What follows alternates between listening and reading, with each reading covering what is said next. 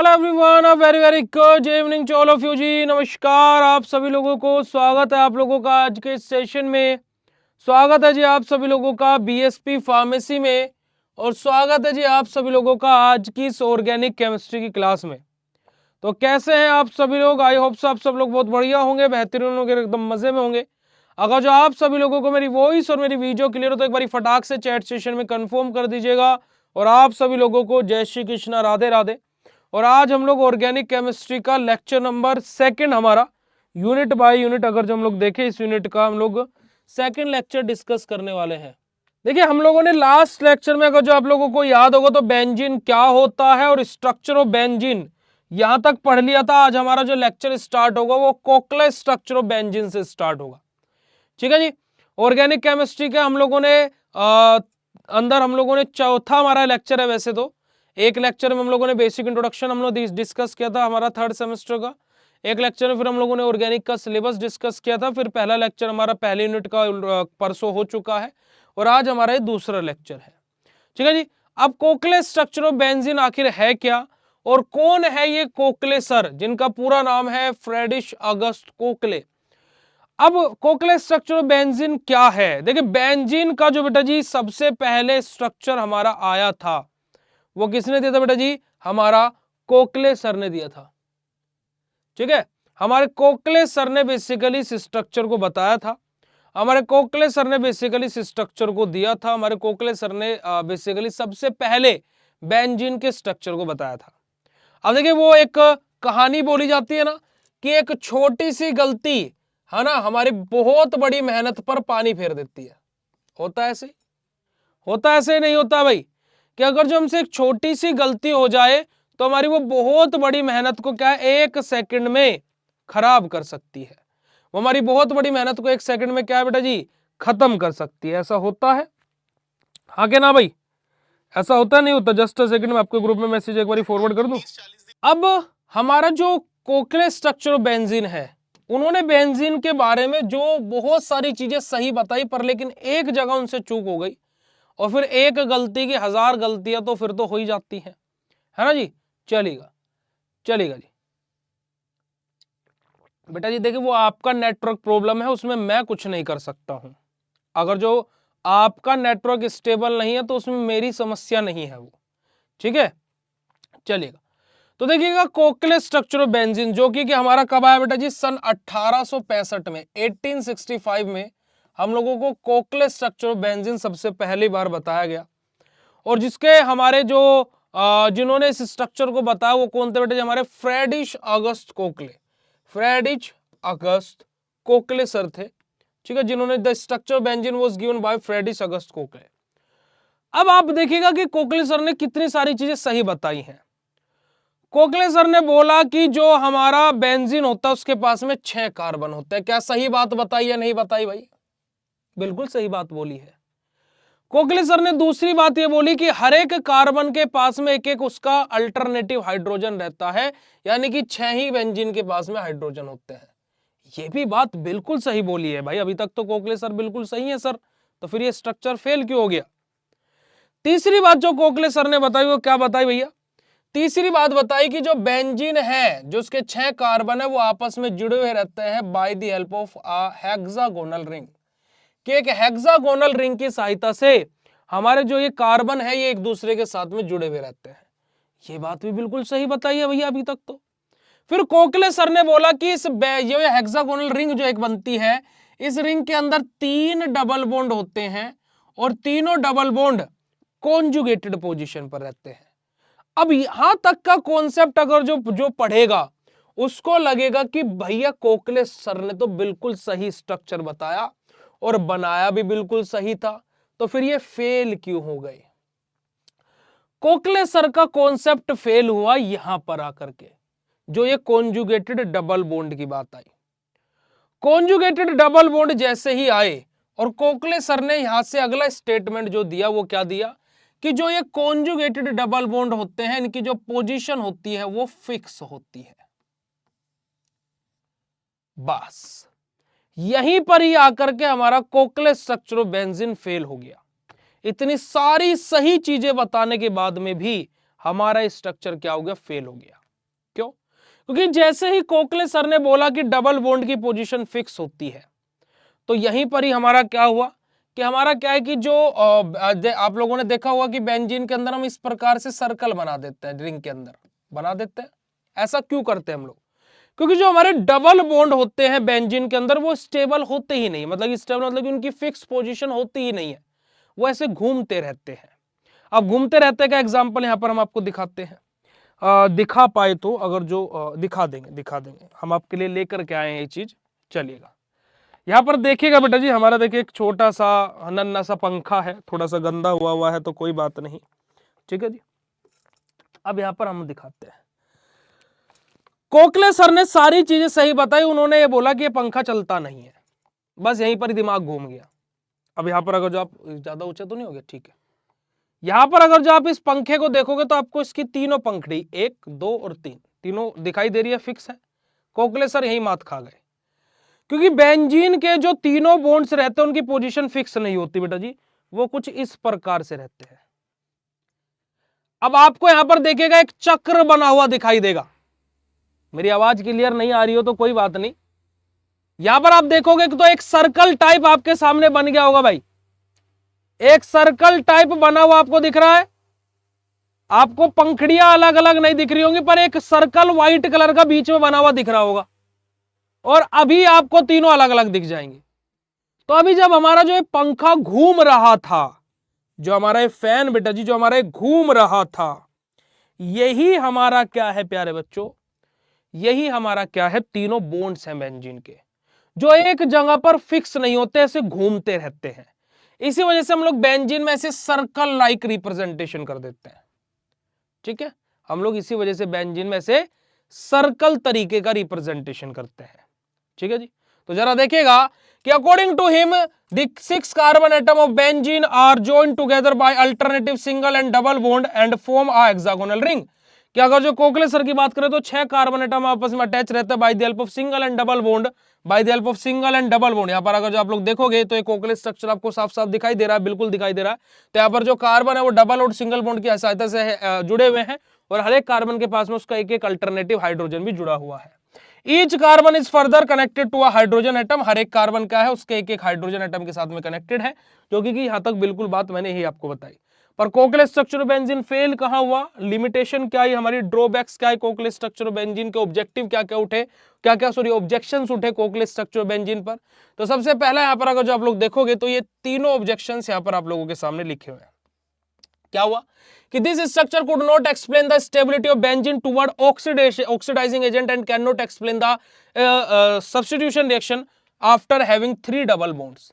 कि हमारा जो कोकले स्ट्रक्चर ऑफ बेंजीन है, सबसे पहला तो ये यहां पर फेल हो गया कि हमारा जो इसके स्टेबिलिटी ऑफ बेंजीन ऑक्सीडेशन के रेस्पेक्ट में जो थी, जैसे बेंजीन क्या बोल रहा था जब स्ट्रक्चर बेंजीन पढ़ी थी कि मेरे को ऑक्सीडेशन करा दो, स्टेबल कंपाउंड को ऑक्सीडेशन नहीं होता है, मेरा भी नहीं होगा, अगर जब नहीं होगा तो मैं भी स्टेबल हूं।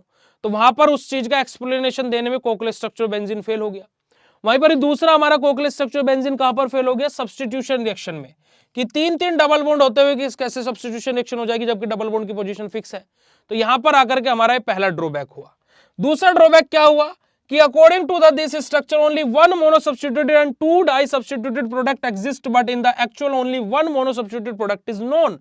The position of the single bond and double bond are not fixed, but they oscillate back and front, which is not explained by the Kochel structure। क्या बात बोली गई कि कोकले स्ट्रक्चर ने क्या बोला कि जो डबल बॉन्ड और जो सिंगल बॉन्ड है उनकी पोजीशन फिक्स होती है, बट जब हम एक्सरे डिफ्रैक्शन में जब हम लोग मेनली देखते हैं तो बेंजीन के अंदर हमें एक हाई ऑसिलेशन पर मूव होती हुई चीज दिखाई देती है जो इस तरीके का एक सर्कल टाइप बनाती है। तो इस वजह से हमारा क्या बेटा जी जो कोकले स्ट्रक्चर बेंजीन है वो फेल हुआ। Kochel formula for benzene contain 2 kind of bonds, that is single and double bond, but X-ray diffraction shows that benzene is a regulatory hexagon with an angle of 120 degree and all the carbon-carbon bond length are equal। अब क्या बात हुई भाई, अगर जो कोकले structure of benzene की बात करें तो भाई देखो डबल बॉन्ड और सिंगल बॉन्ड की पोजीशन फिक्स है। डबल बॉन्ड और सिंगल बॉन्ड अगर जो फिक्स हो गए तो भाई यहां पर बॉन्ड एंगल अलग होगा, यहां पर बॉन्ड एंगल अलग होगा, यहां पर बॉन्ड एंगल अलग होगा, है ना, और बॉन्ड लेंथ भी अलग अलग होगी। डबल बॉन्ड पर बॉन्ड लेंथ अलग, सिंगल बॉन्ड पर बॉन्ड लेंथ अलग। अब यहां पर भी कोकले स्ट्रक्चर ऑफ बेंजीन फेल हो गया, क्योंकि कि जब एग्जैक्टली देखा गया तो बेंजीन के हर एक कार्बन सेम एंगल और सेम बॉन्ड लेंथ पर था। तो वहां से ये पता लग गया कि भैया कोवैलेंट स्ट्रक्चर बेंजीन में कुछ ना कुछ कमियां हैं, कुछ ना कुछ खामियां हैं। और इसी चीज को लेकर के फिर हमारा 1931 के अप्रोक्स हमारा आया रेजोनेंस स्ट्रक्चर ऑफ बेंजीन। उसके बाद में हमारा क्या है बेटा जी, रेजोनेंस स्ट्रक्चर ऑफ बेंजीन आया। और रेजोनेंस स्ट्रक्चर ऑफ बेंजीन में कुछ नहीं हुआ, बस एक चीज बोली गई कि डबल बॉन्ड की पोजीशन बेंजीन में फिक्स नहीं होती है, डबल बॉन्ड हाई ऑसिलेशन पर मूव करते हैं बेंजीन में, और दो कोवैलेंट स्ट्रक्चर ऑफ बेंजीन को मर्ज किया गया और फिर हमारा क्या बेटा जी, बेंजीन का एग्जैक्ट स्ट्रक्चर बन के आया। यहां पर अगर जो आप लोग देखोगे तो यहां पर देखिए एक ये रहा कोवैलेंट स्ट्रक्चर, एक ये रहा कोवैलेंट स्ट्रक्चर। अब देखो डबल बॉन्ड यहां, यहां और यहां है, और इसमें डबल बॉन्ड यहां, यहां और यहां है। बस डबल बॉन्ड्स की पोजीशन चेंज हुई है, और यही हमारा क्या बेटा जी, रेजोनेंस स्ट्रक्चर ऑफ बेंजीन है। अगर जो हम लोग सिंगल बॉन्ड अगर जो कहीं पर है, तो वहां पर अगर जो हम लोग बात करते हैं तो बॉन्ड लेंथ कितनी होती है, 1.39 एंगस्ट्रॉम। और अगर जो हम लोग बात करते हैं बेटा जी, सॉरी माफ कीजिएगा, जहां पर हमारे कार्बन कार्बन डबल बॉन्ड होता है तो वहां पर बॉन्ड लेंथ कितनी होती है, 1.34 एंगस्ट्रॉम। और जहां पर कार्बन कार्बन सिंगल बॉन्ड की सहायता से अटैच होता है वहां पर बॉन्ड लेंथ कितनी होती है, 1.54 एंगस्ट्रॉम। ठीक है जी, 1.54 एंगस्ट्रॉम और 1.34 एंगस्ट्रॉम। और जबकि बेंजीन के अंदर जो बॉन्ड लेंथ होती है कोवैलेंट स्ट्रक्चर के अकॉर्डिंग, जहां पर सिंगल बॉन्ड थे वहां पर बॉन्ड लेंथ ये थी, जहां पर डबल बॉन्ड थे वहां पर बॉन्ड लेंथ ये थी। पर लेकिन क्या बात बोली गई कि बेंजीन के अंदर, ठीक है, बेंजीन के अंदर डबल बॉन्ड की पोजीशन फिक्स नहीं होती है, यानी कि बेंजीन के अंदर जो बॉन्ड्स हैं उनकी बॉन्ड लेंथ सेम रहती है।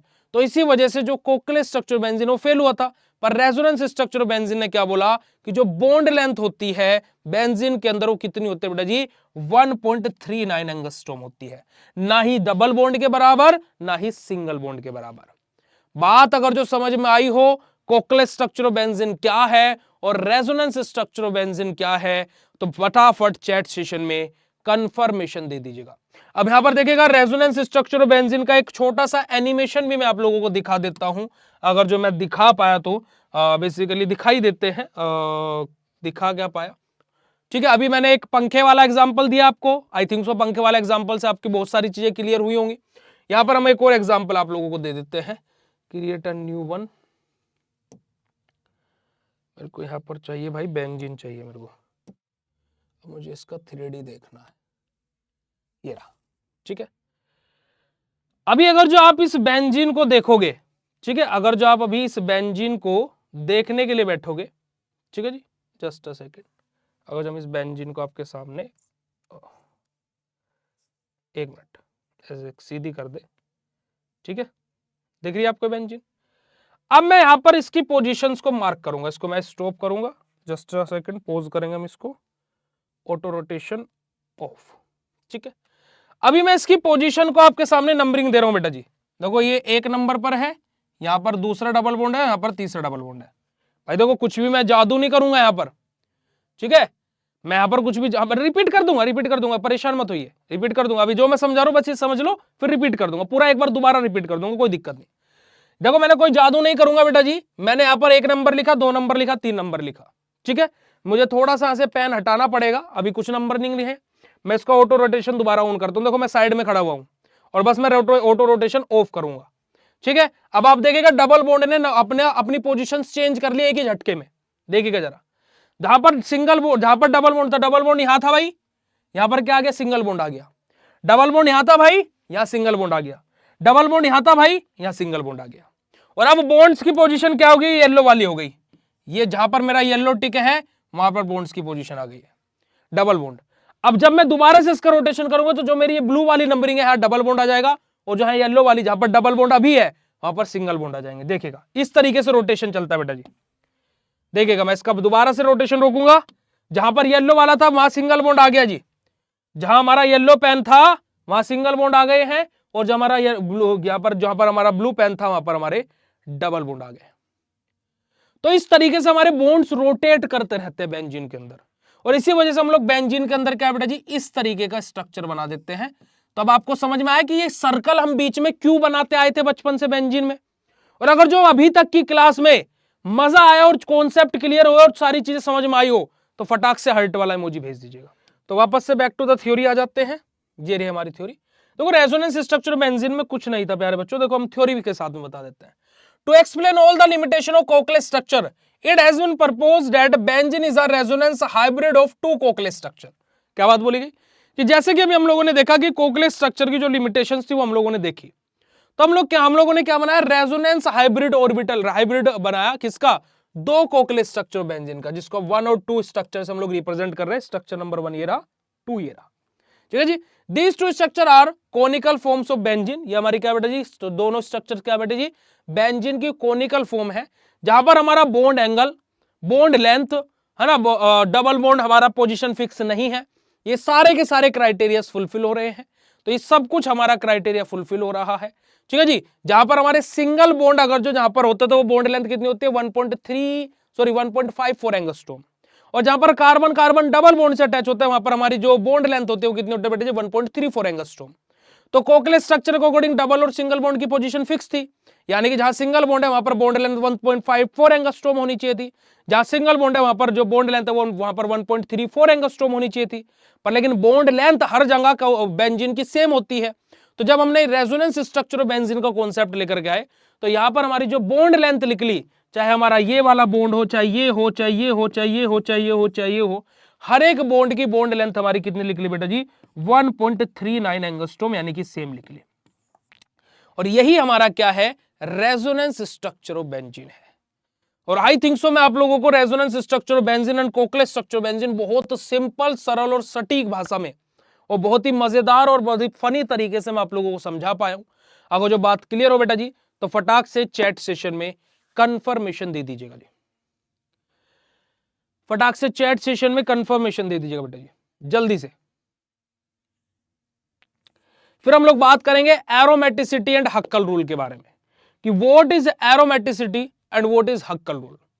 अब देखिए एरोमेटिसिटी भी एक अलग ही कॉन्सेप्ट है अपना, और हक्कल रूल क्या है, वो बोलता ना कि जब सिस्टम में ज्यादा खराबी आ जाए, जब एक मसीहा पैदा होता है उसे, जिसे हम सहनसा कहते हैं, ऐसे हमारे हक्कल सरते। अब ये क्या है भैया, देखिएगा क्या हुआ कि हमारा पहले क्या बोला जाता था, शायद आपने भी कभी ना कभी ये चीज पढ़ी होगी, सुनी होगी कि जो साइक्लिक स्ट्रक्चर है वो एरोमेटिक और जो नहीं है वो नॉन एरोमेटिक है। पर लेकिन कुछ कंपाउंड ऐसे भी होते हैं जो साइक्लिक स्ट्रक्चर होती है पर एरोमेटिक नहीं है, पर फिर भी एरोमेटिक बोला जा रहा है। और कुछ हमारे कंपाउंड ऐसे हैं कि जो एरोमेटिक हैं पर लेकिन उनके पास में स्ट्रक्चर वैसे ना होने की वजह से उनको एरोमेटिक बोला नहीं जा रहा है। अब इस चीज को देख करके हमारे जो हक्कल सर है उनका दिमाग चकराया और उन्होंने कुछ नियम बना दिए कि कोई भी कंपाउंड एरोमेटिक हो सकता है, बस शर्त इतनी है कि वो इन 4 नियम को फॉलो करेगा। यानी कि जो हमारे हक्कल सर थे उन्होंने क्या किया बेटा जी, हमारे 4 नियम बनाए और उन्होंने बोला कि जो भी कंपाउंड एरोमेटिक होगा वो इन चारों नियम को, जो भी कंपाउंड इन चारों नियम को फॉलो कर लेगा वो एरोमेटिक, और जो नहीं कर पाएगा वो नॉन एरोमेटिक। तो यहां पर देखिएगा जरा कि earlier benzene and it's derivative have large resonance energy. देखो मैं एक एक पॉइंट लिखता रहूंगा, उसको याद रखते रहना।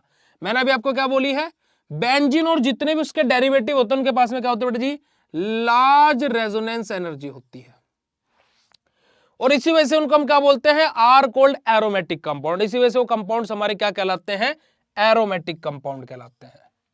और उनके पास में लार्ज रेजोनेंस एनर्जी होने की वजह से एक्स्ट्रा स्टेबिलिटी भी होती है, and there extra stability is refer to their special properties are called aromatic character or aromaticity.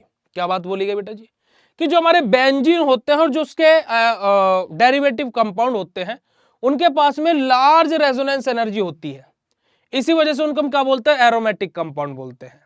और लार्ज रेजोनेंस एनर्जी होने की वजह से उनके पास में एक्स्ट्रा स्टेबिलिटी होती है, और एक्स्ट्रा स्टेबिलिटी होने की वजह से उनकी स्पेशल प्रॉपर्टीज जो रहती हैं वो ही, उसी को हम लोग क्या बेटा जी, हमारा एरोमेटिक कैरेक्टर या फिर एरोमेटिसिटी बोलते हैं। ठीक है जी। But there are various limitation of this concept, पर लेकिन इस जो हमारा कॉन्सेप्ट है इसकी बहुत अलग अलग प्रकार के हमारे क्या बेटा जी लिमिटेशन है। एक सेकंड प्यारे बच्चों, अब यहां पर क्या बात है बेटा जी कि लार्ज रेजोनेंस एनर्जी, जैसे पहले क्या होता था कि राजा का बेटा ही राजा बनेगा, ये वाला कॉन्सेप्ट था ना, कि भाई जिसके पास में लार्ज रेजोनेंस एनर्जी है तो उनके पास में एक्स्ट्रा स्टेबिलिटी है, एक्स्ट्रा स्टेबिलिटी है तो उनके पास में स्पेशल प्रॉपर्टीज है, तो वो एरोमेटिक हो गए। अब जो कि एरोमेटिक हो सकते हैं, जैसे कि हमारा साइक्लोब्यूटाडाइन, जैसे कि हमारा साइक्लो ऑक्टाटेट्राइन, हमारा ये हमारे क्या डेरिवेटिव्स हैं, है ना। ऑल्सो शो एरोमेटिसिटी, ये भी हमारे क्या शो करते हैं, एरोमेटिसिटी शो करते हैं। पर लेकिन इनके पास में लार्ज रेजोनेंस एनर्जी या फिर ये सब कुछ ना होने की वजह से इनको एरोमेटिक कैरेक्टर में रखा नहीं जाता। It means aromaticity is not related to the cyclic conjugated polyenes, but it is related to the number of pi electrons in the conjugated polyene. तो इसका मतलब क्या हुआ कि ये जरूरी नहीं है कि जिसके पास में लार्ज रेजोनेंस एनर्जी हो, एक्स्ट्रा स्टेबिलिटी हो, वो ही एरोमेटिक हो, या फिर ये जरूरी नहीं है कि जिसके पास में साइक्लिक कॉन्जुगेटेड पोलिन्स हो वो ही एरोमेटिक हो। कोई भी एरोमेटिक हो सकता है। एरोमेटिसिटी किसके ऊपर डिपेंड करती है, नंबर ऑफ पाई इलेक्ट्रॉन्स पर, ना कि लार्ज रेजोनेंस एनर्जी और इन सब चीजों के ऊपर। तो इसी कॉन्सेप्ट को लेकर के जो हमारे हक्कल सर थे उन्होंने कुछ रूल्स दिए, ठीक है। उन्होंने क्या दिया बेटा जी, कुछ रूल्स दिए, उन्होंने कुछ पॉइंट्स बताए कि जो क्या करेगा एरोमेटिक कैरेक्टर। क्योंकि देखो पहले क्या था, राजतंत्र था कि राजा का बेटा ही राजा बनेगा, प्रजा जैसी है वैसी ही रहेगी। फिर अब क्या हुआ, फिर हमारे हक्कल सर का दिमाग घुमा, उन्होंने लोकतंत्र लेकर के आए कि जिसको प्रजा डिसाइड करेगी वो राजा बनेगा। ऐसे हुआ ना भाई। तो ऐसे हमारा क्या है, हक्कल सर ने 4 नियम निकाले। हक्कल रूल्स जो हमारा है कि हमारे जो जर्मन की फिजिसिस्ट थे हमारे हक्कल सर, उन्होंने 1931 में हमें 4 कॉन्सेप्ट दिए हक्कल रूल के नाम से, जिसको हम जानते हैं, ठीक है। ठीक है जी। उसमें हमारा क्या है बेटा जी, जिसको इस रूल को आप लोग 4n+2 पाई रूल के नाम से भी जानते हैं। 4n+2 pi rule. बेटा जी एक बात मैं आप लोगों को सभी को बोलना चाहूंगा कि जो भी एक्स्ट्रा चीजें हैं, जो भी एक्स्ट्रा चीजें हैं, आपकी लाइफ में प्रॉब्लम है, गर्लफ्रेंड छोड़ के चली गई है, बॉयफ्रेंड छोड़ करके चला गया है ना, लाइव क्लासेस में रिकॉर्डिंग नहीं दिख रही है या पीडीएफ नहीं मिल रहा है, फलाना ढिंकाना, जितनी भी प्रकार की समस्या है, लाइव क्लास के अंतिम 10 मिनट में ये सब बातें किया करो। हम आपको पढ़ा रहे हैं और आपका ध्यान है कि हमारे नोट्स नहीं आ पाए हैं, ठीक है बेटा। एलईआर भाई लो रेजोनेंस एनर्जी, एलईआर पर एलईआर लिखा कहां है, सॉरी एलईआर लार्ज रेजोनेंस एनर्जी भाई, इसको शॉर्ट फॉर्म में हमने LELRE लिख दिया, लार्ज रेजोनेंस एनर्जी। थोड़ा सा बड़े हो जाइए, है ना, थोड़ा सा मैच्योरिटी लाइए, तीसरे सेमेस्टर में आ गए हैं, ठीक है जी। तो हक्कल सर के रूल को हम लोग 4n+2 पाई रूल के नाम से भी जानते हैं। अब चारों रूल 1 बाय 1 करके समझते रहिएगा। सबसे पहला रूल देखिएगा क्या है, द मॉलिक्यूल और आयन मस्ट बी फ्लैट और प्लेनर, कि जो भी हमारा एरोमेटिक क्या क्या उसमें उतरेगा तो क्या होना चाहिए बेटा जी, फ्लैट और प्लेनर होना चाहिए, सबसे पहला नियम। दूसरा नियम क्या बोलता है, it should have cyclic delocalized electron cloud above and below the plane, कि जो हमारे डिलोकलाइज्ड जो पाई इलेक्ट्रॉन्स यहां पर प्रेजेंट रहेंगे, अभी हमने देखा ना कि हमारे एरोमेटिसिटी किसके ऊपर डिपेंड करती है, पाई इलेक्ट्रॉन्स के ऊपर। तो जो हमारे यहां पर बेटा जी जो हमारे पाई इलेक्ट्रॉन्स रहेंगे वो क्या रहेंगे, अबाव या फिर बिलो द प्लेन रहेंगे, क्या रहेंगे, अबाव या फिर बिलो द प्लेन रहेंगे। तीसरा नियम हमारा क्या बोलता है बेटा जी, जो total number of pi electrons हैं वो हमारे क्या है, should be 4n+2 pi rule को फॉलो करने चाहिए। अब 4n+2 पाई रूल हमारा क्या है, देखिए n की वैल्यू बेटा जी हमारी क्या है, 1 2 3 4, इस प्रकार से हमारी हो सकती है, ठीक है। यानी कि हमारी क्या है, 0 1 2 3 4 5 6 7 8 9 10, n की वैल्यू कितनी भी हो सकती है, ठीक है जी। अब n की जगह मान लीजिए मैंने रखा 0, तो जहां पर हमारे 2 पाई इलेक्ट्रॉन है वो हमारा एरोमेटिक है, अगर जो 4n+2 पाई रूल की हम लोग बात करें, ठीक है जी। ऐसे हमारा क्या होता है, देखो मैं पर आपको एक सीरीज बता देता हूं, इसको आप स्मॉलो मोशन में करके भी लिख सकते हो। 2 6 10 14 18 22 26 30 34 38 42 40 50 54 58 62 66 70 74 78 82 86 90 94 98 102 106 110, इस प्रकार से अगर जो नंबर ऑफ पाई इलेक्ट्रॉन्स आ रहे हैं निकल करके, मतलब वो 4n+2 पाई रूल को फुलफिल कर रहा है। अगर जो 4 8 12 16 20 24 28 32 36 40 44 48 52 56 60 64 68 72 76 80 84 88 92 96, 100, इस प्रकार से अगर जो नंबर ऑफ पाई इलेक्ट्रॉन निकल करके आ रहा है, मतलब कि वो 4n+2 पाई रूल को फुलफिल नहीं कर रहा है। ठीक है जी, आ रही है बात समझ में? चलेगा, बात करते हैं बेटा जी हमारा आगे। The electron cloud should encompassed all the carbon atom in the of the cyclic ring. अब जितने भी नंबर ऑफ पाई इलेक्ट्रॉन्स होने चाहिए वो साइक्लिक रिंग में ही कंप्रेस्ड होने चाहिए। तो ये 4 नियम हमारे हक्कल सर ने दिए।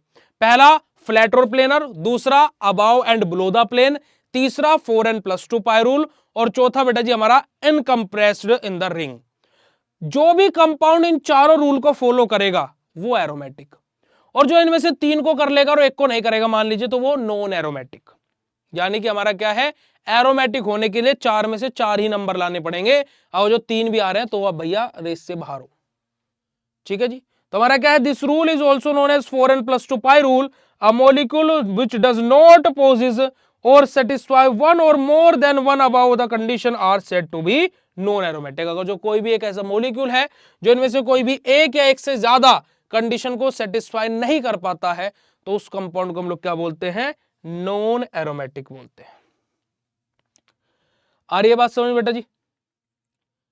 ठीक है, अब 4n+2 पाई रूल हमारा काम कैसे करता है, जैसे फॉर एग्जांपल यहां पर आप लोग ऐसे समझिएगा, जैसे हमारी मान लीजिए n की वैल्यू बेटा जी क्या है, 1 है। ठीक है, तो हमारा फॉर्मूला क्या है, 4n+2 और बाहर हमारा क्या है, पाई है। n की वैल्यू 1 है, तो 4 गुना 1 जमा 2 और पाई, तो 4 1 4 एकम 4 और प्लस 2 6, तो 6 पाई हो जाएंगे। और मैंने अभी आपको क्या बोला था कि अगर जो हमारी नंबर ऑफ पाई हमारा क्या है, 2 6 10 14 18 22 26, इस प्रकार की अगर जो आ रही है, मतलब ये 4n+2 पाई रूल को फुलफिल कर रहा है। अब मैं यहां पर आपके सामने एक आंकड़ा लिख रहा हूं, मैं आपके सामने एक आंकड़ा लिख रहा हूं कि अगर जो n की वैल्यू भाई 13 है, तो कितने नंबर ऑफ पाई इलेक्ट्रॉन वहां पर होंगे, एक बार मुझे चैट सेशन बताइएगा 4n+2 पाई रूल के अकॉर्डिंग। भाई एक मुझे एक बात बताओ, भाई 13 चौका 26 तो कभी भी नहीं हो सकता है, और आपने उसमें 2 भी जोड़ा होगा तो 13 चौका 24 तो होता नहीं है। भाई भाई इतनी भी बेकार कैलकुलेशन नहीं है, इसे दूसरी क्लास का बच्चा सोल्व कर देगा। ठीक है, एक आंसर कर रहा है 34, यानी कि 13 चौका 32 होते हैं आपके अकॉर्डिंग, 8 चौक 32 होते हैं भाई, 13 चौका 32 नहीं होते, 13 चौका 52 होते हैं, और 52 में 2 जोड़ोगे तो भैया 54 आएगा, 54 पाई। क्या कर रहे हो भाई, कौन सी दुनिया में हो? अगला क्वेश्चन हम पूछते हैं आपसे, अगला क्वेश्चन पूछते हैं, देखते हैं कितना आप लोगों का दिमाग चलता है, क्योंकि और तो हमें कुछ आज पढ़ना नहीं है। अगर जो हमारा जो नंबर ऑफ पाई इलेक्ट्रॉन्स, अगर जो बेटा जी वो कितना आते हैं, 80 आते हैं, 80 नंबर ऑफ पाई इलेक्ट्रॉन, तो 4n+2 पाई रूल के अकॉर्डिंग हमारी जो n की वैल्यू है वो कितनी होगी, बताइएगा जरा, कि n की वैल्यू हमारी कितनी होगी कि पाई इलेक्ट्रॉन हमारे क्या बेटा जी 80 निकल करके आए। ओ भाई पाई 80 है भाई, 322 कहां चला गया कैलकुलेशन में, भाई 322 कैसे चला गया, तो जब कैलकु हमारे पास 80 रुपए हैं, मतलब कि सिंपल सी बात। एक हो रहा है 19.5 वाला, वाह, सिंपल सी कैलकुलेशन को भी पॉइंट में ले जा रहा है, वाह शाबाश बेटा, वेरी गुड, बहुत अच्छे।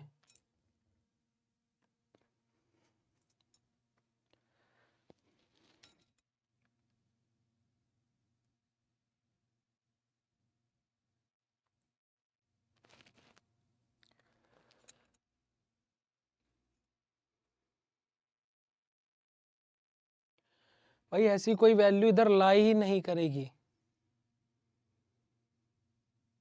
आप क्या ऐसे 0.5 पाई इलेक्ट्रॉन भी काउंट कर दोगे क्या, है भाई 80 पाई आएंगे ही नहीं इस फॉर्मूला के अकॉर्डिंग, तो क्योंकि कि 80 पाई क्या होता है, 80 पाई क्या होता है, नॉन एरोमेटिक होता है, और नॉन एरोमेटिक क्या 4n+2 पाई रूल को फुलफिल करेंगे? नहीं। तो भाई इसके अकॉर्डिंग तो ये चीज पॉसिबल ही नहीं है। कहाँ जा रहा है आप लोगों का दिमाग? कहाँ जा रहा है आप लोगों का दिमाग भाई?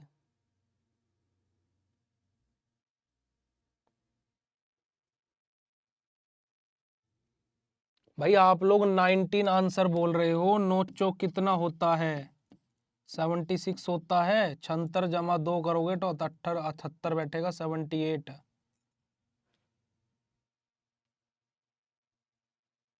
बोलिएगा।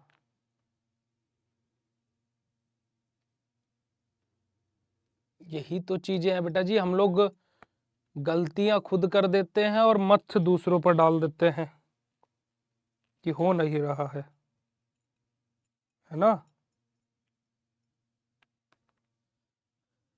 भाई आधे बॉन्ड भी होते हैं क्या कहीं? भाई मैंने नहीं पढ़ा कि हाफ बॉन्ड, सॉरी हाफ पाई, मैंने तो नहीं पढ़ा भाई। 322 वाला नहीं रोक रहा भाई साहब हमसे तो। अखिलेश जी हमारा आपसे पर्सन है बेटा, 322 आप किस लॉजिक से बता रहे हो? प्लीज हमें एक्सप्लेन कीजिएगा। प्यार बच्चों अभी कोई कमेंट नहीं करेगा। अखिलेश जी आप किस कैलकुलेशन से 322 लिख रहे हो? एक बार या तो आप अपनी कैलकुलेशन की फोटो मुझे व्हाट्सअप कर दो, क्योंकि आपके कैलकुलेशन का मुजस्सिमा हम जरूर देखना चाहेंगे। ठीक है, आप किस कैलकुलेशन को कर रहे हो उस मुजस्सिमा को हम जरूर देखना चाहेंगे। दिली ख्वाहिश हो गई अब हमारी, एक सपना है मेरा कि तेरी कैलकुलेशन में देख करके जावा। चलो 19, 19.5, 20, 22, 18, 17, सब सब मेरा मन झेल गया, सब मेरा मन झेल गया। मेरा दिल बोल रहा कोई बात नहीं, बच्चे कोशिश कर रहे हैं। पर 322 कहां से आया ये? कहां से आया ये आंकड़ा?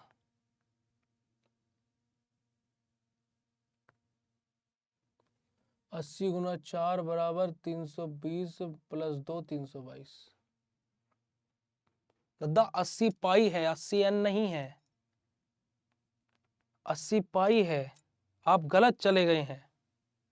हम आपको बोले थे कि स्टेशन पे बैठना है, आप बैठ करके कलकत्ता निकल गए।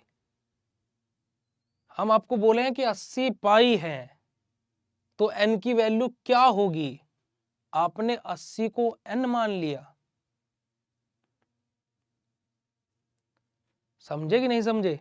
चलेगा, अगला क्वेश्चन है। क्वेश्चन क्वेश्चन पूछते हैं क्योंकि आज आप लोगों का टेस्ट लेंगे हम। अगला क्वेश्चन प्यारे बच्चों आप लोगों से ये है, आपको 4n+2 पाई रूल को ये फुलफिल करेगा नहीं करेगा? ये क्वेश्चन ये है कि 4n+2 पाई रूल को हमारा 4n+2 पाई रूल फुलफिल होगा या नहीं होगा। ठीक है, मैं आपके सामने यहां पर नंबर दूंगा तो आपको बताना कि उतने pi electrons 4n+2 pi rule को फुलफिल करेंगे नहीं करेंगे। ठीक है, मेरा यहां पर आपको नंबर दिया है 68। क्या 68 4n+2 पाई रूल को फुलफिल करेगा? Yes or no, right down in chat session फटाक से। क्या 68 पाई, अगर जो मुझे कहीं पर 68 पाई मिले किसी स्ट्रक्चर में, क्या वो 4n+2 पाई रूल को फुलफिल करेंगे? आपको यस और नो में आंसर करना है। आप लोगों को खाली आंसर यस और नो में करना है।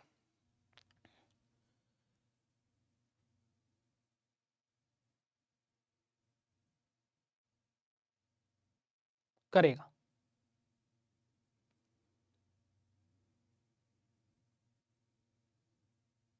Yes yes yes.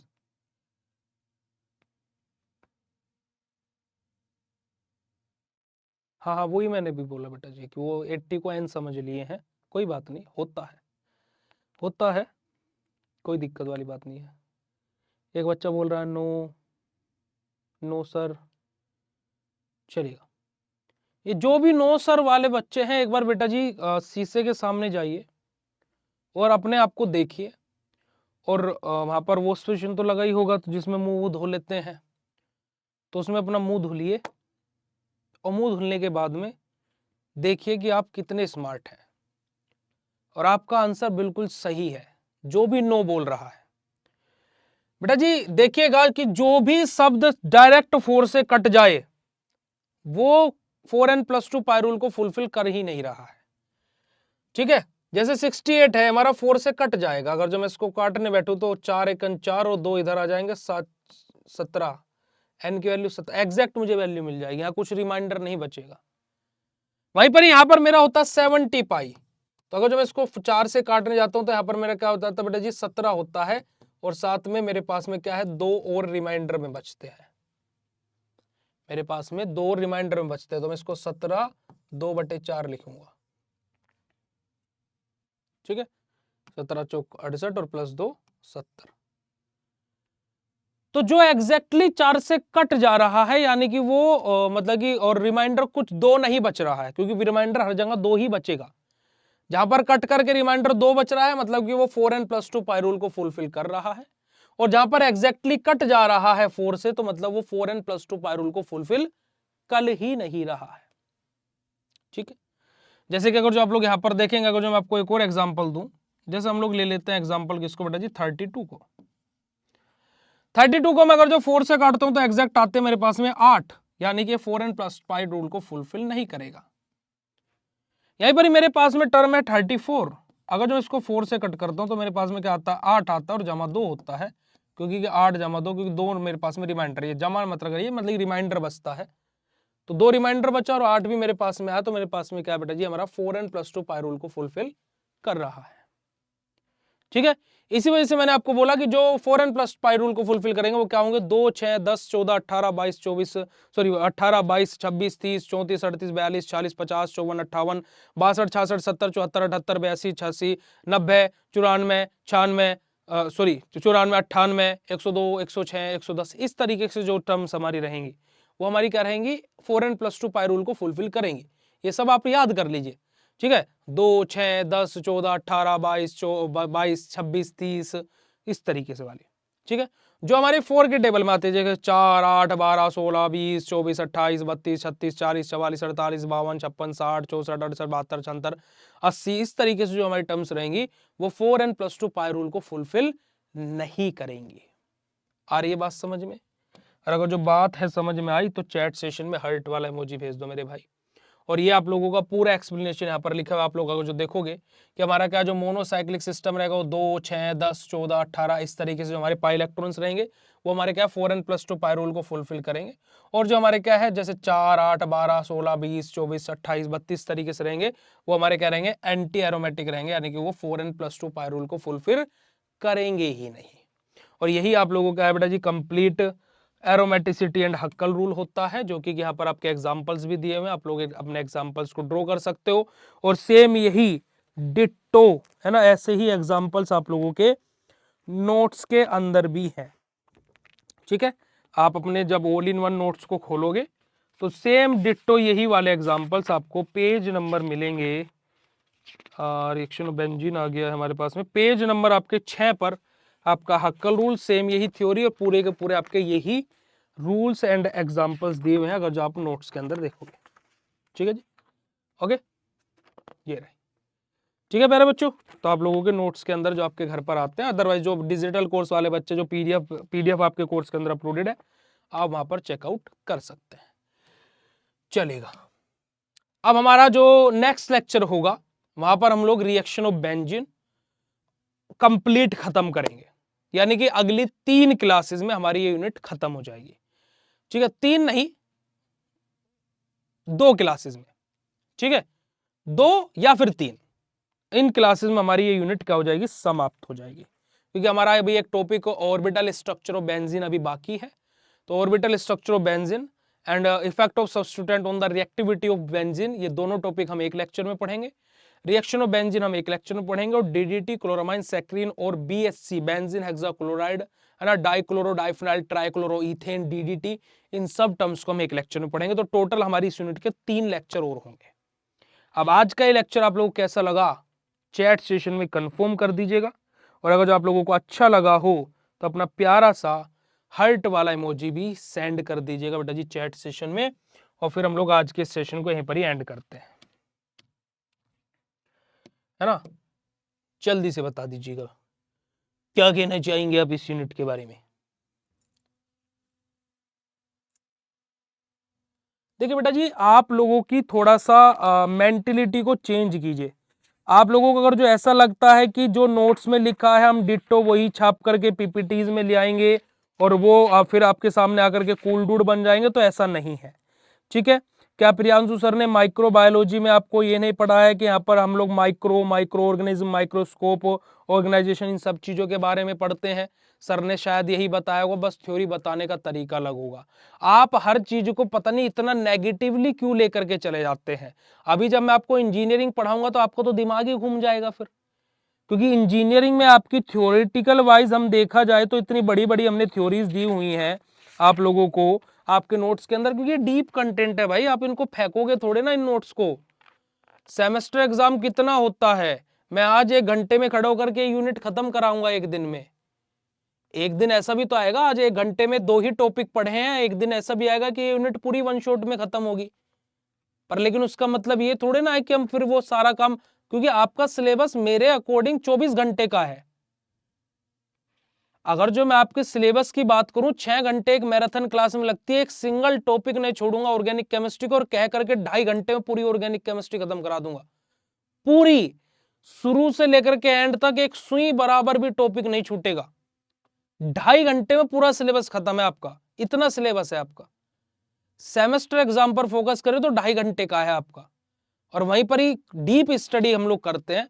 क्योंकि अब मैंने आप लोगों को यहाँ पर एरोमेटिसिटी के बारे में बताया, मैंने आप लोगों को कोक्लेयर स्ट्रक्चर बेंजीन के बारे में बताया, पर लेकिन नॉर्मल स्ट्रक्चर कौन बताता है कि स्टेबल है या नहीं है? वो पार्ट कौन पढ़ाता है? नहीं पढ़ाता है भाई सब कोई भी।